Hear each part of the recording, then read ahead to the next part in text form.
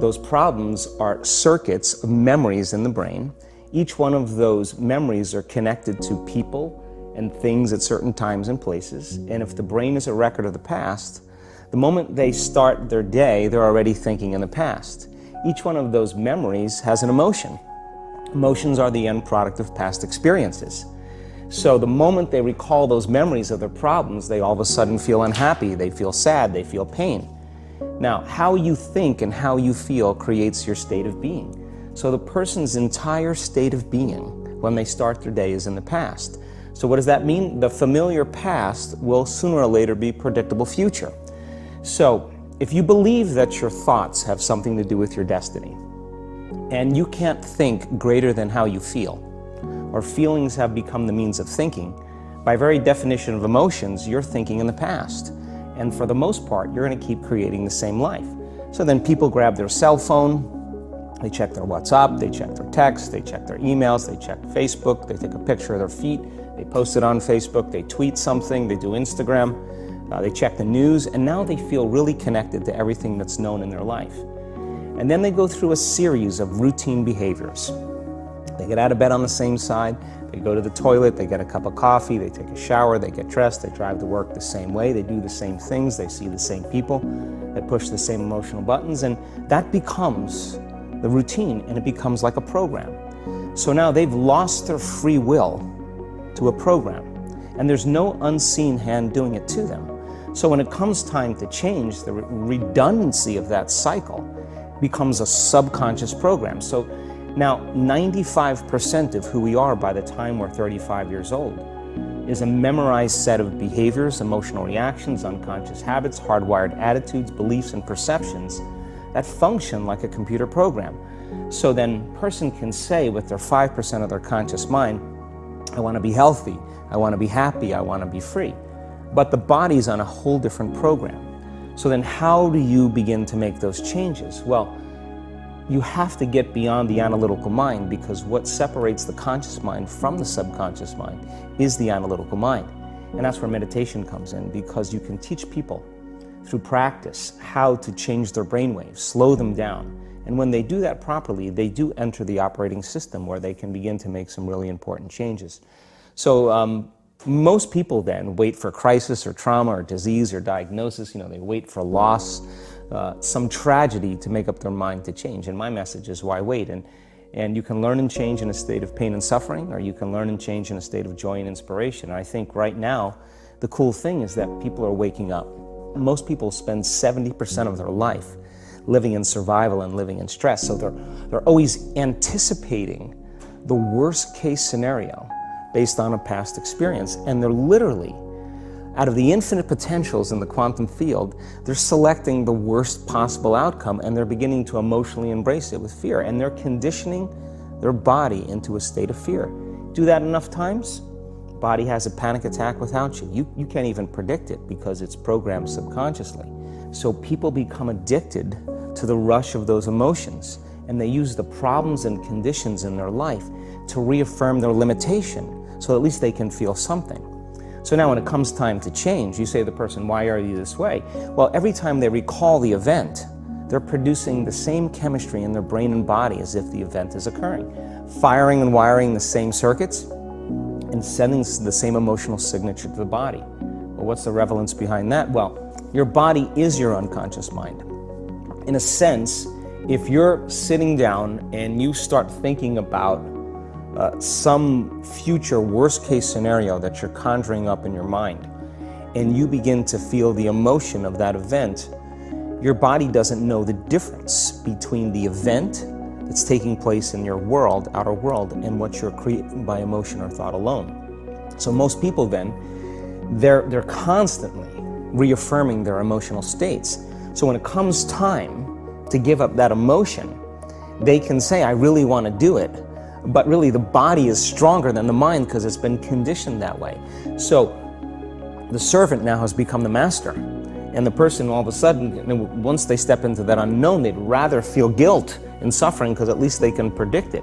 Being in the unknown is a scary place for most people because the unknown is uncertain. People say to me, well, I can't predict my future. I'm in the unknown, and I always say the best way to predict your future is to create it. Not from the known, but from the unknown. What thoughts do you want to fire and wire in your brain? What behaviors do you want to demonstrate in one day?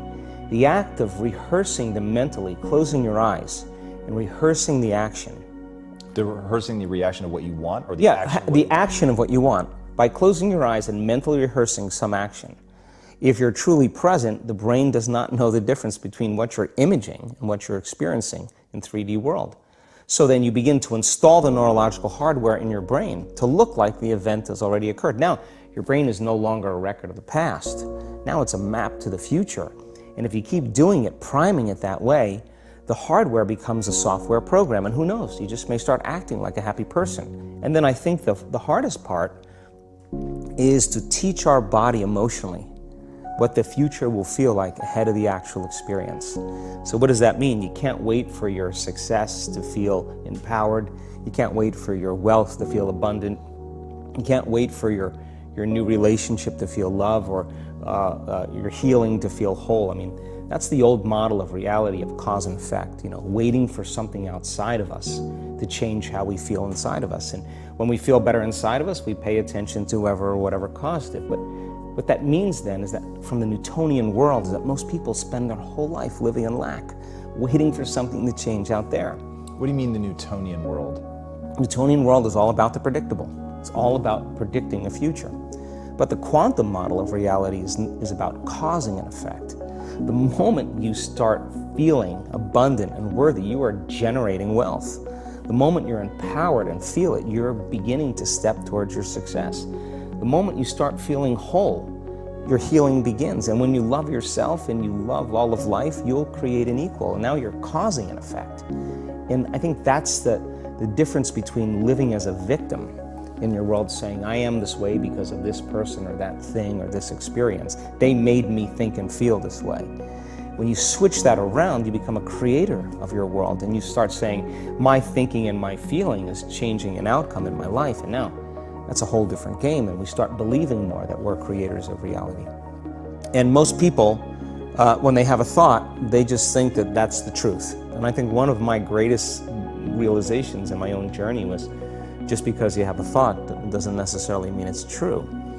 So if you think 60 to 70,000 thoughts in one day, and we do, and 90% of those thoughts are the same thoughts as the day before, and you believe that your thoughts have something to do with your destiny, your life's not going to change very much, because the same thought leads to the same choice leads to the same behavior creates the same experience, and the same experience produces the same emotion. And so then the act of becoming conscious of this process to begin to become more aware of how you think, how you act, and how you feel.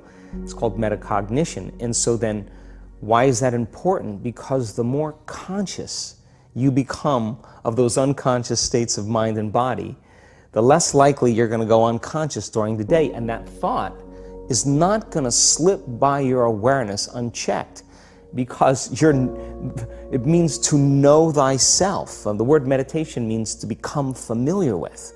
So as you become familiar with the thoughts, the behaviors, and the emotions of the old self, you're retiring that old self. As you fire and wire new thoughts and condition the body into a new emotional state, if you do that enough times, it'll begin to become familiar to you. So it's so important, just like a garden. If you're planting a garden, you got to get rid of the weeds. You got to take the plants from the past year and you got to pull them out. The rocks that sift to the top that are like our emotional blocks, they have to be removed. The soil has to be tenderized and broken down. We have to make room to plant a new garden. So primarily, we learn the most about ourselves and others when we're uncomfortable. Because the moment you move into that uncomfortable state, normally a program jumps in. When that program jumps in, it's because the person doesn't want to be in the present moment and engage it consciously. If you're not being defined by a vision of the future, then you're left with the old memories of the past, and you will be predictable in your life. And if you wake up in the morning and you're not being defined by a vision of the future, as you see the same people and you go to the same places and you do the exact same thing at the exact same time, It's no longer that your personality is creating your personal reality. Now your personal reality is affecting or creating your personality. Your environment is really controlling how you think and feel unconsciously, because every person, everything, every place, every experience has a neurological network in your brain. Every experience that you have with every person produces an emotion. So some people will use their boss to reaffirm their addiction to judgment. They'll use their enemy to reaffirm their addiction to hatred. They'll use their friends to reaffirm their addiction to suffering. So now they need the outer world to feel something. So to change then is to be greater than your environment, to be greater than the conditions in your world. And the environment is that seductive. So then why is meditation the tool? Well, let's sit down, let's close our eyes. Let's disconnect from your outer environment. So if you're seeing less things, there's less stimulation going to your brain. If you're playing soft music or you have earplugs in, less sensory information coming to your brain, so you're disconnecting from your environment. If you can sit your body down and tell it to stay like an animal, stay right here. I'm going to feed you when we're done. You can get up and check your emails, you can do all your texts, but right now, you're going to sit there and obey me. So then, when you do that properly, and you're not eating anything or smelling anything or tasting anything, you're not up experiencing and feeling anything, you would have to agree with me that you're being defined by a thought, right? So when the body wants to go back to its emotional past, and you become aware that your attention is on that emotion, and where you place your attention is where you place your energy, you're siphoning your energy out of the present moment into the past, and you become aware of that. And you settle your body back down in the present moment, because it's saying, well, it's 8 o'clock. You normally get upset because you're in traffic around this time. And here you are sitting, and we're used to feeling angered, and you're off schedule. Oh, it's 11 o'clock, and you usually check your emails and judge everybody. Well, the body's looking for that predictable chemical state. Every time you become aware that you're doing that, and your body is craving those emotions, and you settle it back down into the present moment, you're telling the body, it's no longer the mind, that you're the mind, and now your will is getting greater than the program. And if you keep doing this over and over again, over and over again, over and over again, just like training a stallion or a dog, it's just going to say, I'm going to sit. And the moment that happens, when the body's no longer the mind, when it finally surrenders, there's a liberation of energy. We go from particle to wave, from matter to energy, and we free ourselves from the chains of those emotions that keep us in the familiar past. And we've seen this thousands of times. In fact, we can actually predict it now on a brain scan.